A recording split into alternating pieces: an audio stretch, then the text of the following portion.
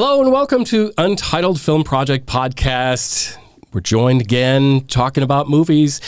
After you see the movie, come hang out with your friends and we'll talk about it together. We're talking about the Transformers latest live action, the seventh one, Rise of the Beasts, in theaters now.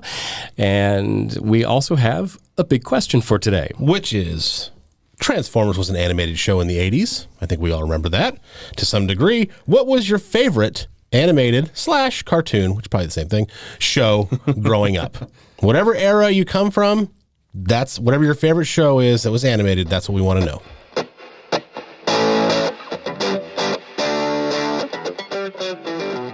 The Beast shall rise. First with initial takes on the movie. So this is Jim, and I think that if you like Transformers movies, you are going to get exactly what you want. If you don't care for Transformers movies and you think they're just a bunch of robots punching each other for 2.5 hours, feels like 5, you will probably not like this movie. It was a lot. So that's my initial take on Transformers Rise of the Beasts. Jeremy K. Gover. Oh, that was a quick I like initial it. take. I like it. My initial take is kind of similar to Jim's. Okay. Is it possible to have a lot going on while having nothing happening? That is my initial take for Transformers Rise of the Beasts. Yes, I say. I know it's probably a rhetorical question, but it was, but that's okay. That's it. Bradford. I should have timed that. That was less than a minute for initial takes. I didn't realize it was supposed to be quick We're initial not going takes. for a record. Just so everybody knows. We're not trying to have the fastest episode of all time. We just all of my points are deeper dives. Yeah. So I don't want to open up a can of worms early. So I'm just like you typically open cans of worms in your ratings. Yes, I'm trying to get better. Are you actually going to do it during the deep dive and not when you're giving your score? There's a thing about your self-improvement, Bradford, and I'm trying to get better based on. I'm glad you recognize it because I've seen improvement for you for a while. Good job. Am I supposed to take that? I'm supposed to take that. Yeah, there's a... Bradford, what are your initial takes, sir? My initial takes. Moving on As he awkwardly. pulls back the back of his hand from the compliment he just gave. Yeah. My initial take. I was entertained. Is it a fantastic movie? No, absolutely not. Is it way better than almost every other Transformers movie? Yes, because Michael Bay was not directing it. He produced it, though. He produced it. Well, he got producing but credits. his hands were over. Yeah, right. Yeah. The money was there for Michael Bay, but Right. that was it. And you could tell Sure. that I believe this film got more back to what fans wanted from Transformers movies because, one, there weren't as many jokes. There weren't as many balls jokes. Balls. There weren't as many things like that happening in this movie where they're forced humor. There was that, but it's not from what we saw in every single Transformers movie aside from the first one and Bumblebee. Bumblebee was good. That was a really good exploration of Bumblebee. The character, Haley Steinfeld, was fantastic in it as well. The first Transformers just rubbed that nostalgia in a way that people wanted, and it was fine. Still way too much, lens flare, but compared to all the other ones in between, this one was so much better for me because I feel like the director put little bits of Easter eggs in there. They made Optimus Prime actually look like he could be a truck. There was so much more into this, and I think they were able to explore that more concisely because it was not set in the time after the other Transformers movies. They didn't have that brick of a plot. They weren't constrained. They put it back in 1994, which allowed for fun with music, allowed for fun with the story, allowed for so much more fun and ease of things to reintroduce these characters, and also allow for the Transformers, the Autobots, to recognize and feel like what they need to be on Earth, because it wasn't about becoming a new planet or getting back home. It's about, we'll protect all humans, become partners with them and allies. So I like that exploration more instead of having to build off these gregarious, erroneous, ridiculous plots from the other movies. That's why I enjoyed it. It's one of those summer blockbusters that they're aiming for. Turn your brain off, enjoy the nostalgia, have some popcorn, enjoy big bad robots bashing each other and fights. Exactly. And that's that's what I feel like they accomplish, at least that part of They achieved just that. summer action movie. Doesn't have to have a deep plot or anything like that. Big boom, and I saw it in Dolby, so my seat was shaking the entire time. that would help. I enjoyed that. It helps that experience. This is supposed to be an experiential That movie of would have action. kept me awake a couple of times. Right. Oh. So again, Foreshadow. not a fantastic movie, but when you compare it to all these other Michael Bay ones, I enjoyed it way more because I feel like it got back to what Transformers is supposed to be based on what fans expect and want out of it. Fair enough.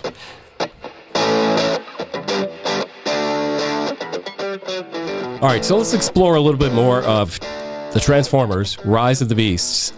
Probably, I will admit, I think the best one since the Bumblebee movie. These are 7 movies, and there's a lot to draw from here. There's a lot in this movie. They threw everything in this movie. We have the Maximals, which is the mechanical animal beasts, and we have, of course, all of our regulars. Let's talk about the people that at the movie I was at, the audience cared the least about, which was humans, because they came there for robots. Anthony Ramos playing Noah, I thought is a very likable guy. I like him as an actor. I think he's really good. I mean, if you've seen Into the Heights or Hamilton, there's everything he does. I think he brings a certain quality to. He's not given much. This is a robot movie. I did think they were setting him up for what will be Failure. not saying. Oh, sorry. Sorry about that. A Razzie. Wow. Just for being in it. No, I think that, we'll get into what they are setting up, in future franchise films in the Hasbro universe. Sure. Hasbroverse. The HU. Hasbroverse. That's good. That's good. Did you actually use that? No, I use Copyright it. Justin Bradford. Untitled No. Film Project I'm sure it's Podcast. all over the place. Okay. Do not give me credit for Okay. that. All You just right. have to add verse to end of it. Like I know that, but- like in Spider-Man Across Spider-Verse, Right. like Spider-Verse. Oh, that's stupid. Is what Miguel O'Hara said. Yeah. You may be the first. I doubt. So, all right. Well, anyways, if you are the Yo-Yo, check. Presets. Michael Bay. I think the humans really were kind of extraneous, a little bit of barely even needed. The only reason they were able to bring them into the third act of the film was there was spaces that robots couldn't climb into. Oh yeah, we need little people to get into there. You know what I mean? Or we have a touch screen that's going to try to stop the big bad from destroying Earth, but it's also human sized. But at least with Anthony Ramos's character, this is an at least, so not trying to fully defend it. At least they gave him something to fight for. Yes. Compared to other humans in other Transformers true. movies, there wasn't as much connection of why do you need to save Earth? Well, he's fighting for his brother who is dealing with Sickle cell. Sickle cell. Yeah. So Yeah. they gave him a reason to fight for. Is that enough? I'm not sure on that one, but at least even more than Shia LaBeouf's character. Yeah. Of having no other what? I like Shia LaBeouf's character. That's the best Shia LaBeouf movie there is, I think. What I'm saying is there's a reason for him to defend Earth, not just my family's connected to this because of the glasses. Right. He's fighting for Megan Fox. Who ends up dumping him. Well, we've all had And girls then he that gets have dumped another us hottie. that he fought for. At least the motivation was understood. And that's why the Michael Bay films were a problem, though. At Yeah. least you didn't have this where they're just No argument there. going for straight up booty and breast shots. I'm in simply this. defending. Oh, Well, yeah. we live in a different time, though, too. 100%. In 2007, when that came out, it was peak. Oh, I get it, but Okay. I feel like I liked how they focus on human characters of having a little bit more development. Like you have someone else working in a museum that actually has intelligence Yeah, it's just behind too her bad as well. they wasted it on it. Yeah, Right. Yeah, Of course, I agree. The script, the dialogue they gave Dominic Fishback, who plays Elena, they could have done so much with it. Like, here's this really smart person who's figured all these things out, and really all they gave her for dialogue was exposition. If you Right. fell asleep during the movie and you didn't really know what the stakes were for the next 5 minutes, she would say it with her dialogue. And I thought that, wow, that's kind of a waste. And there of was a no character. redeeming part of that too. Like her origin story, if you will, is that she's an intern or some sort of part-time employee, doesn't get any credit Yeah. for being the smart person behind the person taking credit. taking credit for it, right? Yeah. So that would have been nice at the end, even if it was that person bringing her coffee or making sure you look great. She was on And TV though. Right, but there was no direct correlation between how she got. My point is, I'm trying to help. I think you're expecting too I'm much. trying to help this movie way too much. The point is that there was no payoff of that story arc, and I think a lot of that has to do with the fact that there were 5 freaking writers on this project, which I'm going to get to in my deeper dive. Go ahead, whoever was going. Jim was rolling. No, Well, I will say, okay, I have foreshadowed some real harsh criticism, Yes. And that is coming. But I'm going to say some of the things that I think that they did well. One of the things, the effects were actually quite good. Yes. There was very few spots where I saw like, they kind of, cheated out a little bit on that. I thought visually it was pretty amazing. I think the soundtrack helped this movie so much. Okay, well, let's go into the soundtrack since you did bring that up, and especially with Gover, who is our resident hip hop expert as well. I'm an amateur hip hop historian. Amateur hip hop historian. But there's passion there. That's how I apply for game shows. So we got amateur hip hop. We got Wu-Tang, we got Nas, we got LL Cool J, Notorious B.I.G. Movie aside, Gover, what did you think about the soundtrack for this film? Diggable Planets, Cool Like That has never sounded better. That music in the 90s was all the rage. It was the crossover hit of that era, okay? But it was a one-hit wonder. They never really did anything else of note, okay? So we've heard it all before. We've heard it on great sound systems. We've heard it in movies, I'm sure. Like all these things. But in that movie, whatever they did with it, they dropped the rest of the score out. Whatever it was, it's never sounded better. It was mixed I was bobbing my head in the theater to a song that's 30 years old, right? So, yes, Wu-Tang was great. The way they brought that in. Mama Said Knock You Out. And that was remix too. Yeah, that was good. Cheesy, I think a little bit, which is a common theme in this movie, but I think overall it served its purpose. It was great. At least it was good to hear. At least it wasn't Beastie Boys again, like we've seen in 2 movies already. That's true. Which I don't mind. I love that song. I know you do. So for me, I think the soundtrack was great. There was just nothing special about it, meaning that while it was awesome and it kept me engaged. I think to Jim's point, I didn't think about it like that, like whether it would increase or decrease my score. But you're absolutely right. I think it would. It kept me engaged in the movie long enough to, long enough to care.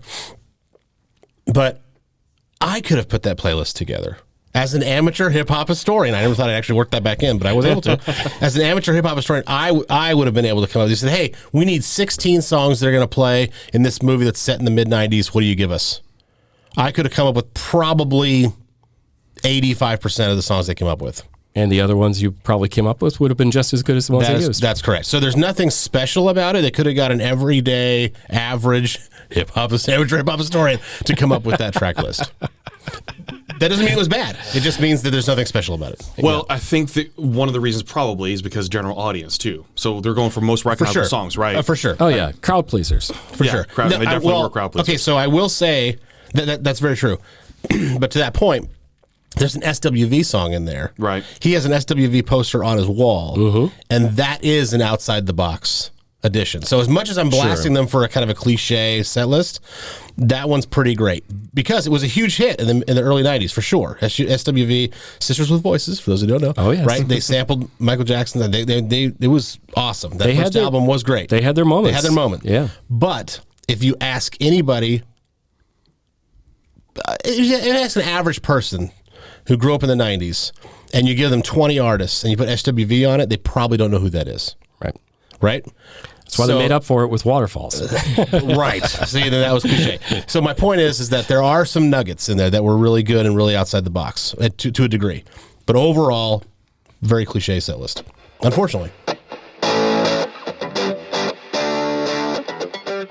Right, so let's talk about the voice acting in this. I mean, Pete Davidson, Mirage, Ron Perlman as Optimus Primal, Peter Dinklage as Scourge. I thought Pete Davidson did an okay job as Mirage.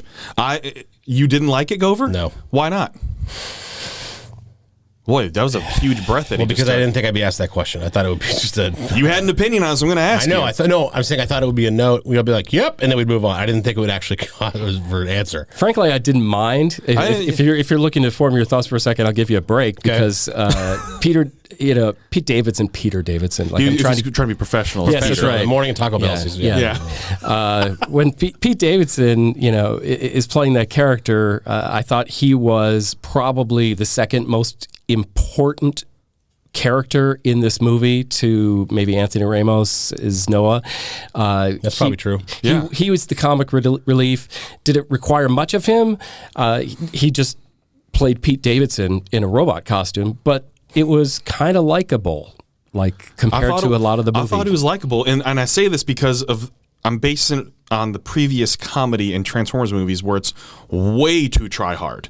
I felt like this was a little more natural in terms of this robot and the way he's saying, instead of those ball blasters that were in a previous movie where it's just straight up easy jokes all the time and it made you just roll your eyes. Here, while it's not necessarily the best, I feel like it timed better with Pete Davidson's wit and his delivery, which just made it at least likable. And that's all I think you have to aim for something here, is at least likable to where you're not rolling your eyes. The jokes I thought hit a little better in this one. Again, I'm comparing it to all the previous ones, which were god awful. The bar was low. Humor. The bar was very low, so they didn't have much more to go to make it at least likable and like, okay, that joke was fine. Because the audience, where I watched it, they loved Mirage. People were loving Mirage in the delivery of that character because they made him likable, but also you felt more connected to him, especially near the end when he was giving his life for Anthony Ramos' Noah as well, and then obviously surviving and finding a new way for Noah to be a part of it. So I feel like people personally connected more to Pete Davidson's Mirage. I absolutely believe that he's the bridge between maybe unrelatable robots and regular humans. He was kind of that necessary somewhere in between because he had so much personality. And because Bumblebee can't talk. Right. That was that fill-in for that, of actually being able to talk, because Optimus Prime is this general leader who can't connect to humans yet. Right. Mirage has been around humans more.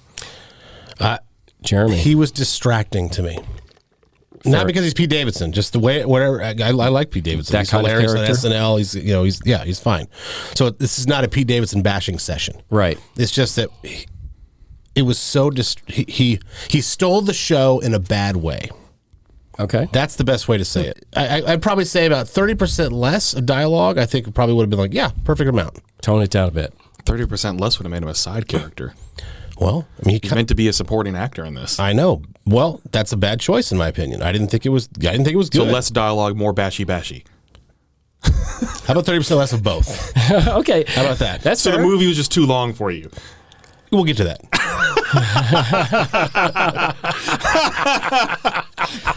Dun. Also, about the voice acting. So a lot of it is really good. Obviously, I hear Optimus again. I've heard him since the 80s. It's great. Okay. Peter Cullen's the man. Right. Okay. Matter of fact, when he dies, it's going to be sad. Even though there's been a lot of bad movies, Yeah. It's still he is Optimus Prime. Well, the way they're able to do AI now and replicate somebody's voice, I'm sure they have a bank of, For sure. where they can make him say anything. And I hope they do. Forever. But it's going to be sad. But my point about the acting, the voice acting, is that at the beginning of the movie, the opening scene, right, when they're on the Beastimals, what are they actually called? The Maximals. Yeah, that. Yeah. That when they're on their planet and they get away and all that, right? The Scourge, I guess it was Scourge. Now that I think about it, who's confronting the Beast, confronting the Beast to get this key. It was so cheesy and so amateur and so cringy. As I'm watching it, this is the opening scene of the film. This is not an hour in where I've kind of like developed an impression of how this film's going to go. Right. I'm coming in clean here. And I can see, my brain is filling it. I can see the script on the screen.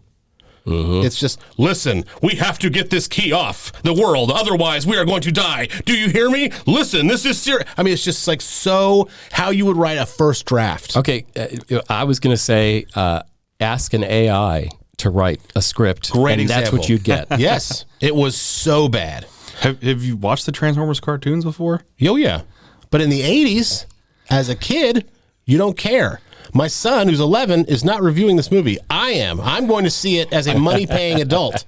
And I can tell you that if it's that bad, first impression is my brain is filling in. I mean, we're talking courier typeface, everything. It's on the screen. Scourge, exterior, blah, blah, blah, blah, planet. Listen, we need to get this. I mean, it's so awful. Important. It is. I just laugh because I feel like they're going for the nostalgia angle there. Maybe they did. Well, That's an That's artistic generous. choice, That's and it's generous. bad art. Let's talk about the length of this movie. Did this movie feel like it went by fast? Did it drag for you? What's the deal? Well, since I'm bringing down this show already, I'll start and say that it was I love Gover. it was about 97% too long. so you needed to be 5 minutes. This movie did not need to be made. Period. Wow. I would say if they had kept this movie to 90 minutes, they would have done a great service to the audience. There was an entire middle of the movie where I felt like I could have slept and just not done anything, or left and went to the bathroom, got popcorn, maybe grilled some brats, and then came back into the movie 45 minutes later, and I'd be fine. Unnecessarily long.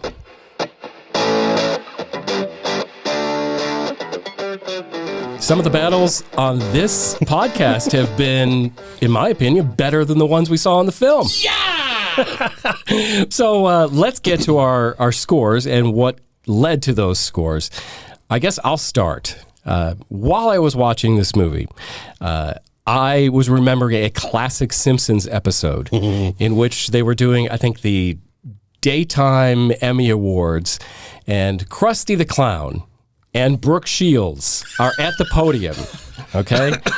And Krusty does a terrible Blue Lagoon joke, and then he says, and our first category, and he says, the category is, best Saturday morning cartoon. The entries are Action Figure Man, episode entitled, How to Buy Action Figure Man.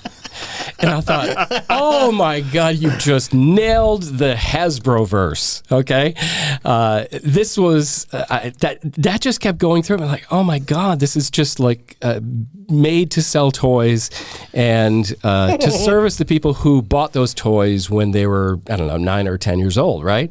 That was the whole point of Saturday morning cartoons. Was to sell in the toys. 80s. That's why those cartoons were created for the action figure. That's 100% the reason for them to exist. Exactly, and that's why the toy company's logo shows up at the beginning of this movie. I did feel like this was just formulaic.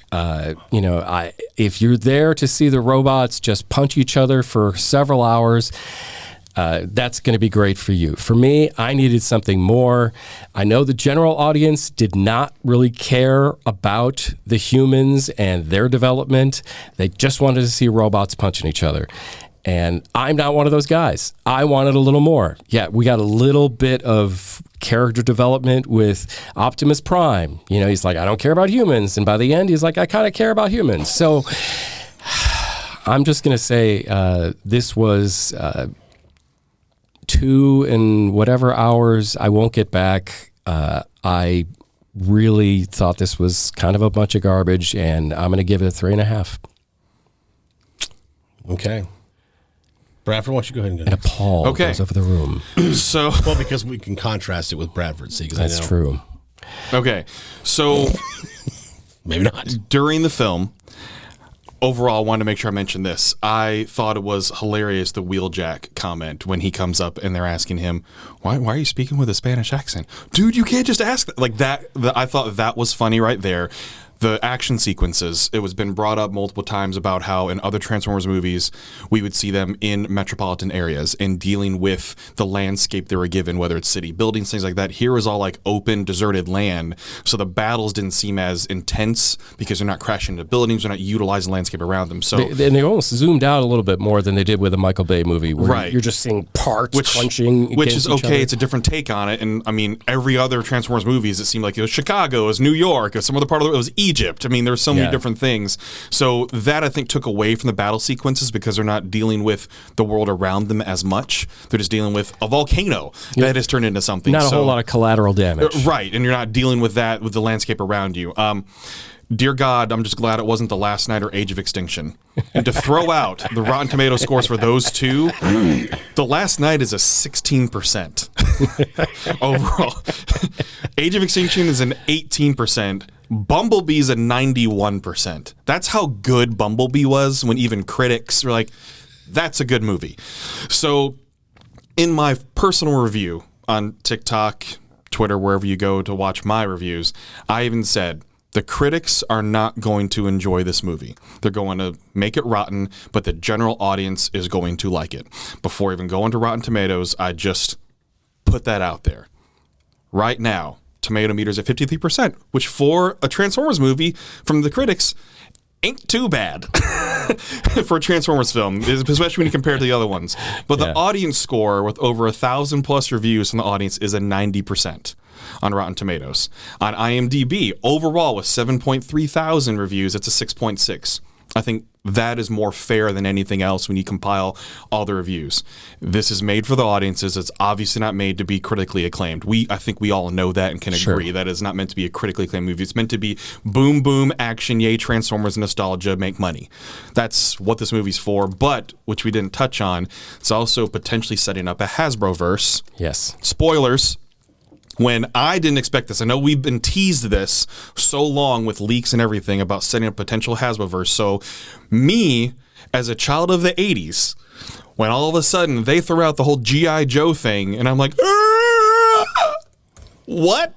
Not just a reset of the Transformers universe of movies, but because they set this in the mid-90s, it's a reset of the G.I. Joe movies, which audience has been wanting a good G.I. Joe movie for a long time, because that's a property right there that you would think we'd have seen more develop. Untapped. It's so untapped. We're seeing Barbie. We're seeing all these different ones. We're seeing Teenage Mutant Ninja Turtles continue on with the new animated film. But G.I. Joe hasn't necessarily been explored the way it possibly could be, and audiences overall haven't been as pleased with those. So the potential to reset the G.I. Joe universe with the potential Hasbro universe has me at least a little excited of, hey, maybe they're finally realizing what they could be doing with these properties to make at least audience pleasers. Yep. This movie overall was built to be an audience pleaser. I think audiences are going to overall enjoy it. They're going to like it because it's not as bad as the Michael Bay film ones.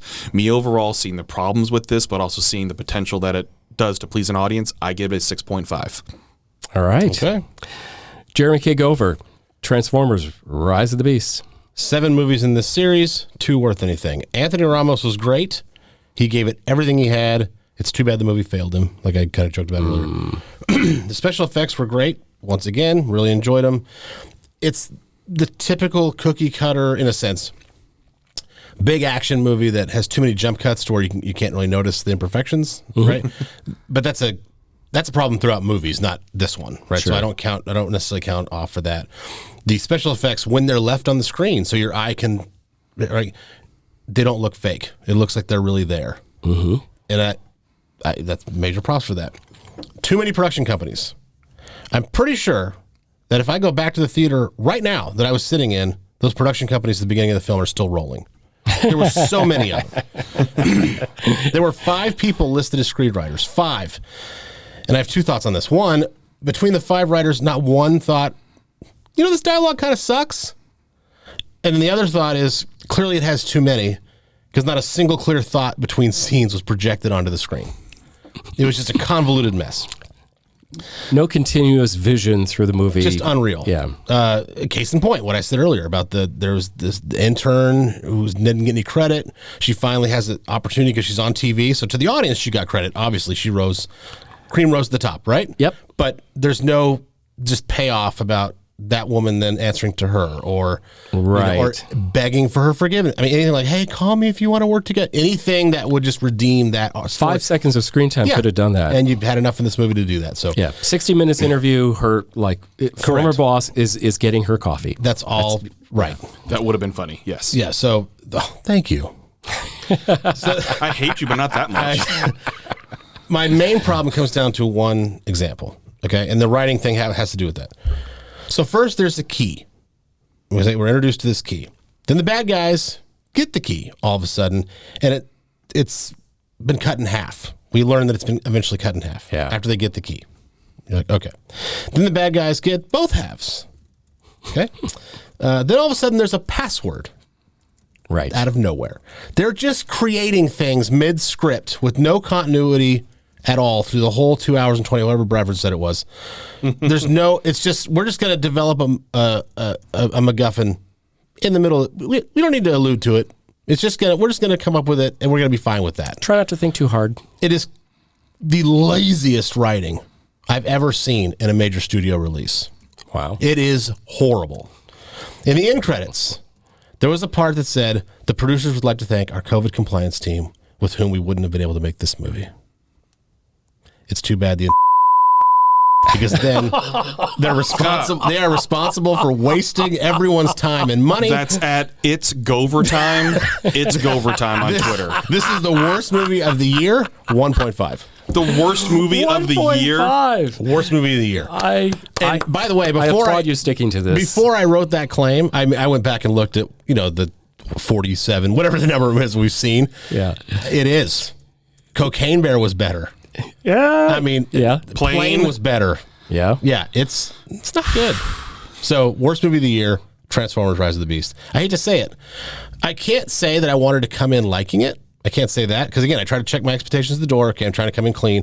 But I will say that I absolutely loved the first 2007 movie. I loved the first movie. It was the definition, in my opinion, of a summer blockbuster. It came out during the summer. It was a great popcorn movie. The special effects did not distract at all. They looked real. The robots looked real. By 10 minutes into robot action, my brain had already subscribed to, this is real. They shot this with real robots that transformed the car. It looks so good. Shia LaBeouf, while distracting at times, he played that character extremely well. Kind of like, and I'm not comparing him to, want to make sure it's very clear for this one right over here, I'm not comparing him to Mark Hamill in A New Hope, because Mark Hamill was, like, he got that bad rap for, like, oh, he's just, he's Luke Skywalker. He's kind of whiny, but the character was whiny. Right. It wasn't Mark Hamill playing it that way. He played it that way because the character was this whiny, kind of bratty kid that always wanted to be somewhere else. That's not Mark Hamill's fault. Right. Same thing with Shia LaBeouf. He played the character in the first Transformers movie to the point where he was supposed to play it. This kind of... And he still got the girl somehow. Yeah. Awkward, stumbling kid that's trying to find his way and kind of look cool but not cool. Right. Yes, it's over the top, but that's how it was supposed to be done. My point of saying all this is the Bumblebee movie was, just tremendous. It's probably the best. Actually, it is the best of the Transformers entire saga. Absolutely. The first one is the second best. Everything else is hot garbage. This met the hot garbage bar. So, have you seen all the other Transformers movies? The only one I've missed is the Moon one. Okay. Dark of the Moon. Dark Side of the Moon. That's the Pink Floyd album. But whatever it is. Yeah. That's the only one I've missed. I've seen the rest of them. I don't care to look it up. I already know what I'm gonna. I already know what I'm gonna get from you on this, though. But I thought he was gonna say, "I know what I'm gonna get you for Christmas." That's what I thought he was gonna say. Yeah, I'm gonna get you this on Blu-ray. I'm not spending that kind of money on you. $8. Not worth it. Now we're getting the real score. So, but in comparison to The Last Night and Age of Extinction, are you putting this below them? It's equal. Whew, that's rough. I didn't have a show, so I wasn't rating. I wasn't scoring movies then, but I was grading them. Well, sure. Internally, as I fought on the pre-meetings of this, when we're developing this podcast, I fought hard for you guys to buy into grading as opposed to scoring, and I graded movies back then, and they both got D minuses. So this would be roughly. I mean, it's 2.0, right? It's 2.0, 2.5. Yeah, that's a D minus. So you're putting this one below. No, right, but I'm saying it was just more of a thought then. I know. This is more of okay, what are my thoughts? Let's go through some things that really do suck or really good. Let's kind of average that out and figure out this is a complete waste of time. Therefore, it's a 1.5. I just want to point out that typically Gover makes fun of people that are, that's what he's being right now. I'm looking directly at the camera, so you can do whatever you want with this, Gover. And stay out of my lane. That's my lane. This is a union shop. If you want to go and have elbow patches on your jacket, you got to go through me. For the record, I only do that with art galleries, like art. Movies are art. I know, we've established that, but they're also not. You don't go to the Frist in Nashville or the Smithsonian in D.C. The Guggenheim. to see a movie. Transformers Rise of the Beast in particular. You don't do that. Yeah. Don't think it's going to be showing there. Have you been to one of those places? One of them. Okay. Okay.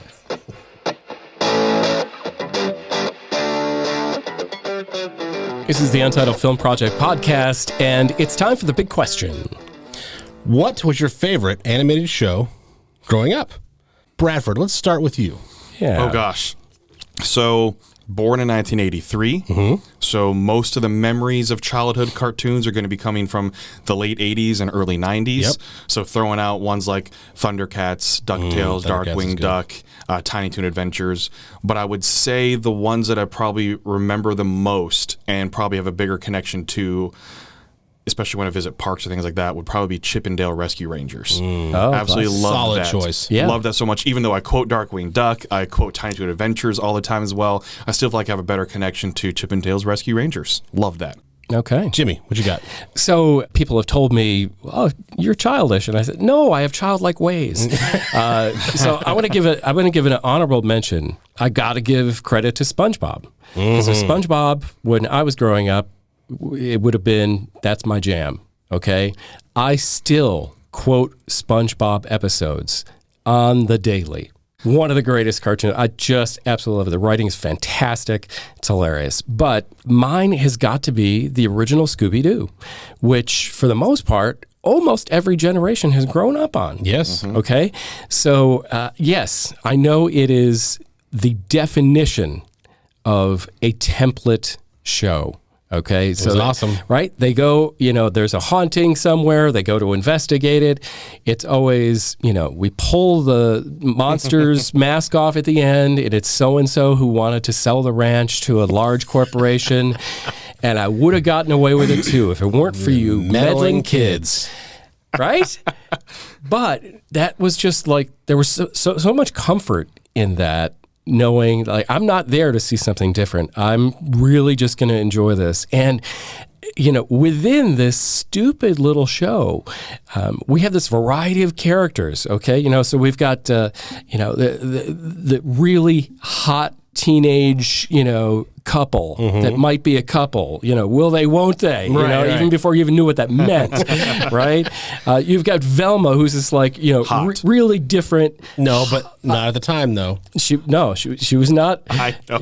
I know you're just. I got where you were Nerds going. are now sexy. Yeah. Back in the day, And they were nerds. and to me, they always were. But like, she's the really smart one, right? Yes. She's the one who's like kind of the outlier. She's the one who is like common sense, figures things out, really cool character.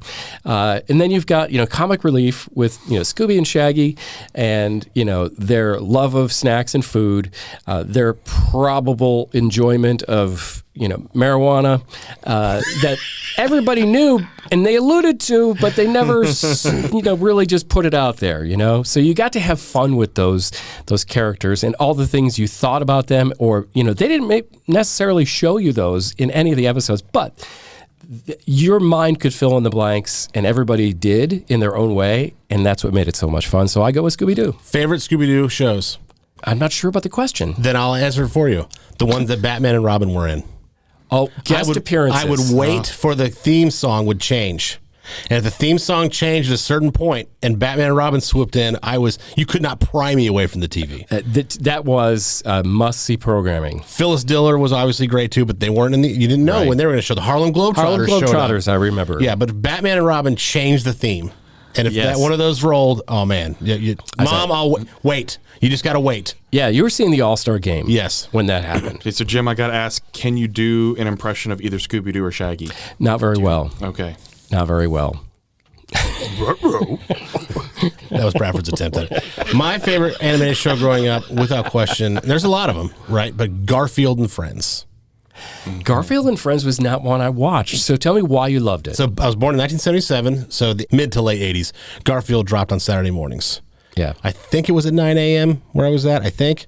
But either way, like I dropped everything I was doing. Chores, breakfast, getting out of bed, whatever I was supposed to be doing, everything stopped for an hour because it was Garfield and Friends. So Garfield, I remember reading the books, right? Like the comic strip they put into books and they sold them as volumes. Sure. I had all the volumes except for I think the first one. It was just all the comics. It was just in a sequence. And so you just read them as a story. It was really, really cool. And I had all those. And so when they came out with the show, I was like, who are these U.S. Acres? I don't care about this part. Like, I want to see more Garfield. But then you realize that, it's in the spirit of Garfield. The humor's the same. The characters are kind of cool, right? Like Sheldon's an egg that walks around. He's got a microwave in his shell. Like he has a TV. Like all these just really cool flight of fancy things that are Garfield just delivered in a different way. Gotcha. And so I loved it. I love them. Do you like lasagna? I was just going to say, is there a lasagna stain I do on love that book? lasagna, but I will also say I know what lasagna is, meaning I love lasagna because of Garfield. This has been the Untitled Film Project Podcast. We've been talking about Transformers Rise of the Beast and also our favorite cartoons. If you look back into our catalog, we've probably talked about a movie that you have strong feelings about. You can check it out at untitledfilmprojectpod.com. Why'd you end that with a question mark? Well, because it's a brand new website. Yeah, I think he was in habit going to toss you to the socials, I think, is what was going to happen. And then Yeah. you realize midstream, we have a website now. Oh, I've committed. Where Yes. I'm saying where everything is in one spot. Yes. Yeah. And there you can see all the latest reviews that we do. But you can go back into our catalog and find the movies that you've loved as classics that we reviewed or ones that came out in the last year. And I invite you to leave a comment on Gover's written reviews. He wants to invite you to do a certain type of comment on my reviews, but he does want to invite you. He would like you to do it in all caps. No, please don't boomer our comment section. The website has my written reviews on it, Bradford and Jim's short, quick hits of spoiler-free reviews, and then, of course, you can view all of our episodes either on YouTube or on Spotify on the website as well. So basically, it's a one-stop shop for you, untitledfilmprojectpod.com. Thank you for listening to the Untitled Film Project Podcast. To support the show, please rate, review, follow, and subscribe. Original music by Jeremy Schwartz. Special thanks to the Music City Film Critics Association. Editing and post-production by Jeremy K. Gover. Voiceover by Chad Bennett.